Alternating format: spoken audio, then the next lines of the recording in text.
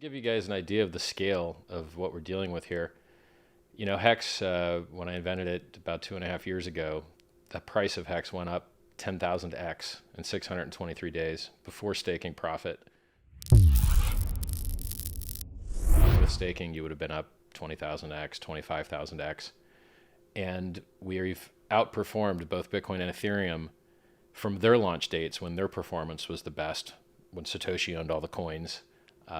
We're outperforming them massively still to this day, with 100% perfect flawless operation and uptime for years now.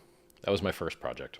First time deposit on the blockchain, where you, instead of paying miners to destroy the environment by paying them block rewards, you pay the inflation to stakers to hold the price up instead of to cause the environment to get wrecked.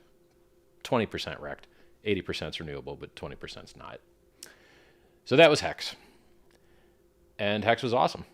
And then the fees in Ethereum kept going up and kept going up, kept going up. Now the fees in Ethereum are too high. Sometimes it costs $300, $1,000 to do a Uniswap swap. Sometimes it costs $20 to $50 to send an ERC20. It's not okay. And the only way to solve that is to build new capacity. So if you've got a finite resource and you've got demand and the price is too high, you can either increase the supply, which is what we're doing, or you can decrease demand, which no one's interested in decreasing the demand, right? So there's been a lot of Ethereum forks. The problem with all these forks is that they don't give you free coins. And they require everybody to use a bridge, and we see bridge getting hacked left and right. So the wormhole bridge on Solana got hacked for $300 million a couple weeks ago, maybe a couple months ago.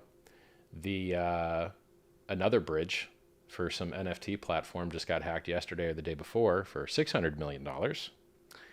And the Polygon bridge was at risk of losing some billions of dollars, except they discovered it before the hackers did.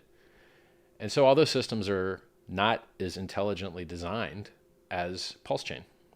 Because in PulseChain, because you're getting a copy of every single coin that you have on the Ethereum network on this chain, and to access those coins, you can access them right now as we speak, and the testnet's been working fine for months. You just change one setting in your MetaMask. It points your MetaMask to the new network, and all your coins are already sitting there waiting for you. You just add them one by one. So, and then this reduces the reliance on these risky bridges, because you don't need to bridge from one network in. You can just use your native coins on the native network. It's more secure. It's also better designed than Ethereum 2.0. We've seen over $100 million lost from Ethereum 2.0, which doesn't even really exist yet, because it only incentivizes people to centralize. So in Ethereum 2.0, you can't become a miner unless you have 32 Ethereum, which costs about $100,000. If you don't have $100,000, you're going to give your keys to somebody else, and then they're going to lose your money, steal your money, and it's the exact opposite of why cryptocurrency was invented. Cryptocurrency was invented to remove counterparty risk, to put people in charge of their own financial future, to give people their own self-sovereignty, to make things more efficient, faster, cleaner. And so even Ethereum 2.0 isn't as well designed as PulseChain, and it doesn't run as on battle-tested, tried and true software where the bugs have already been ironed out over years.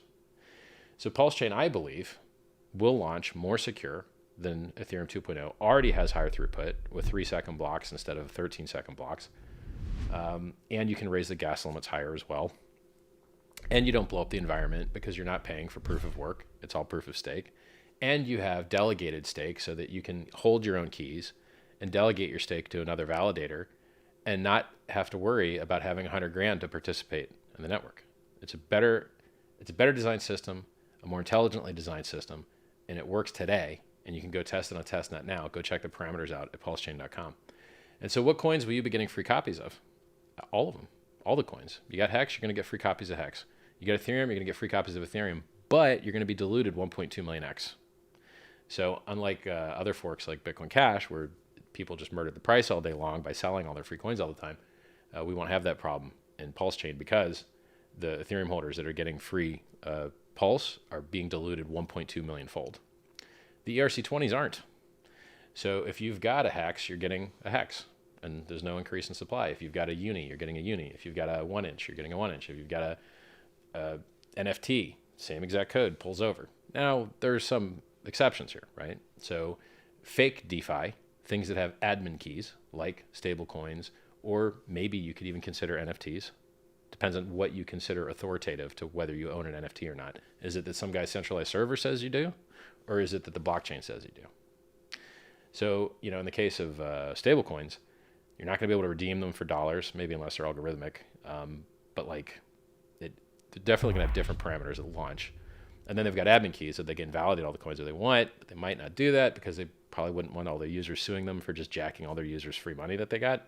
So who knows how that's going to play out. And so for real DeFi, really truly decentralized things like HEX, it's the same exact code. And, there's no middlemen, there's no counterparty risk, there's no oracles, there's no admin keys. It's beautiful and wonderful. And you're going to, never in the history of man have 10,000 new coins just been, 10,000 new coins and probably 10,000 new trading pairs are just issued into existence for free to everybody. And now the question is, how do you get people to back the value of these new coins so that you reduce the load on the Ethereum network to lower the Ethereum fees to make everyone happier and have people participating on this network with higher throughput, lower fees, less destruction of the environment, basically no destruction of the environment? Well, you incentivize it. And so over $1 billion was raised for freedom of speech, and those people that sacrificed were given free PulseChain tokens. It also generated $27 million of real cash in the bank for a 501c3 registered charity that does medical research. And then PulseX also raised some billions, and PulseX is a Uniswap fork that does 22% of the fees get burnt. There's no inflation, only deflation. Same in PulseChain. In PulseChain, 25% of the fees get burnt. There's no inflation, only deflation. Hey, Bitcoin guys, you like the whole inflation goes down all the time thing? Well, you'll really love the no inflation, the coins burn thing even more, if that's your model of what creates value and appreciation. So 22% of the fees get burned in PulseX, deflation only, no inflation. 25% of the fees get burned in PulseChain, no inflation, only deflation. World's largest free airdrop, better designed than Ethereum and Ethereum 2.0, uses primarily Ethereum code. The majority of the code that had to be written was getting the system states to match up and to change the proof of work, the validation and the slashing and the those components.